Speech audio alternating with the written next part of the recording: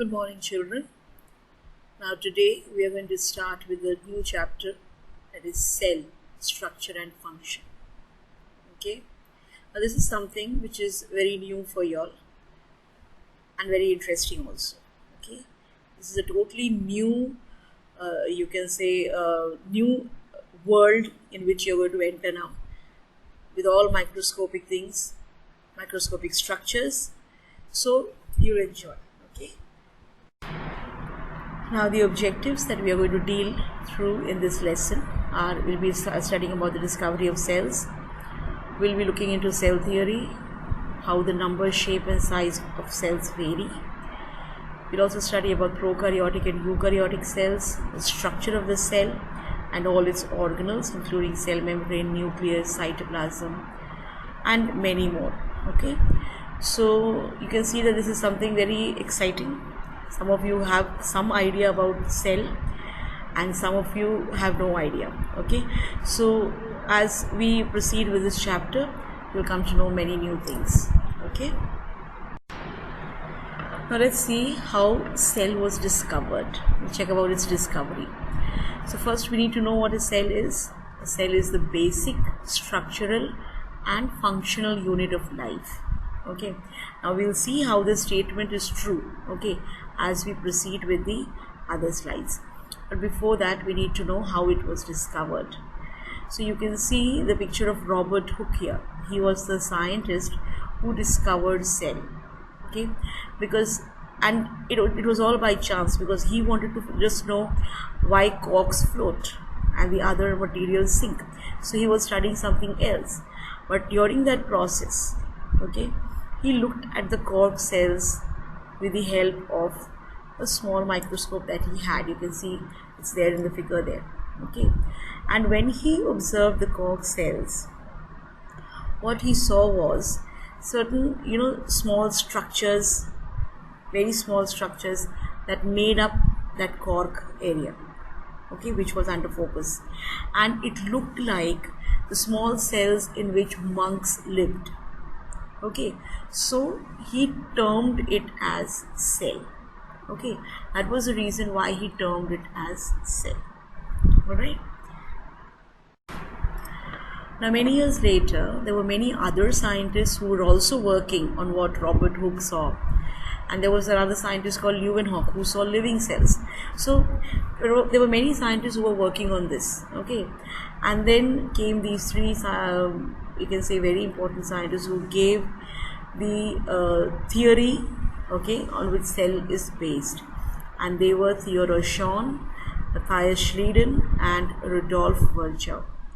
They were the one who actually gave a theory, okay, to these structures. And what was the theory that they gave? The main postulates of this theory was that the cell is the basic structure and functional unit of all living organisms. That means it forms the structure of all living organisms, and also it is a functional unit. Okay, all living organisms are made up of cells. That was the first postulate. Second was that all cells are not identical. Okay, that means they are different. We cannot say that all the cells look the same. They are different in their structure and their function. Or you can say, according to the function, the structure of these cells vary. Okay, and the third postulate that was given by Rudolf Virchow was that cells arise from pre-existing cells. They do not come from anywhere. Okay, only when a cell is present, from that cell other cells will be formed. Okay, so that was the theory that was given by these three scientists, which we term as the cell theory. Okay, now how is the cell the basic structural and functional unit?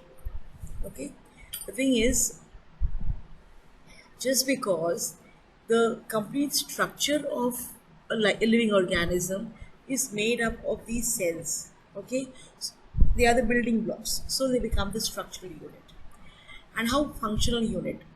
Because each and every function that the living organism performs as a whole is performed by the cell. Okay, now which are the functions that living organism performs?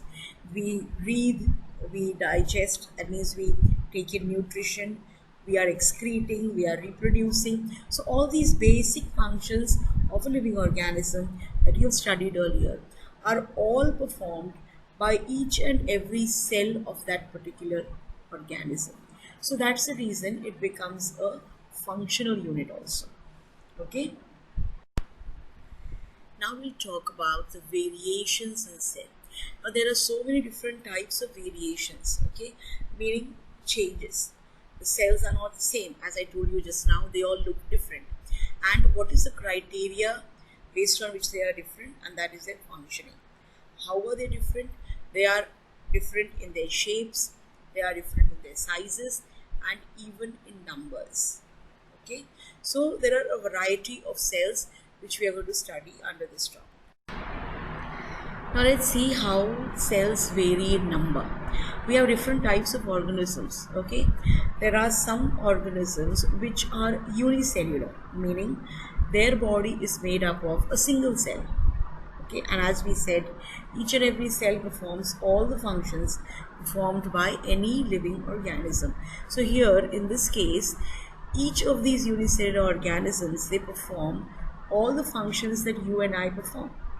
Okay, only thing is they are having a single cell for all their functions, whereas all the higher organisms which are multicellular, meaning they have many cells in the body, and since they have many cells in the body, they have different levels of organizations also, which we are going to study later, and they perform again all the functions but in a slightly different way. Okay, so there could be organisms having many cells, as in an insect, for us a human body, plant's body, and all these organisms, or there could be organisms having only a single cell. Okay, so they vary on the basis of the number of cells. Now next we see is the variation in shape of cells, how the shape of the cell varies. Even in human body, as we said, there are so many different types of cells, right? So but all the cells are not of the same type. Okay, the shape of these cells vary. Like for example, the muscle cells are elongated, fiber-like. Nerve cells, okay, then you have stomata, okay, that you've studied. Stomata helps in exchange of gases, is present in the leaves. Then the red blood cells in our body are all of different shapes. Okay, why does the shape vary? Depending upon the function. Now here the function of the muscle is contraction and relaxation, and it brings about movement, right? So because of this, it requires an elongated shape. Whereas in case of RBC, its function is to carry oxygen, right? And it has to move in blood. There are many cells, okay, that are carrying this oxygen. So the structure of the RBC should be such that it doesn't occupy a lot of space. So you can see it's donut shape.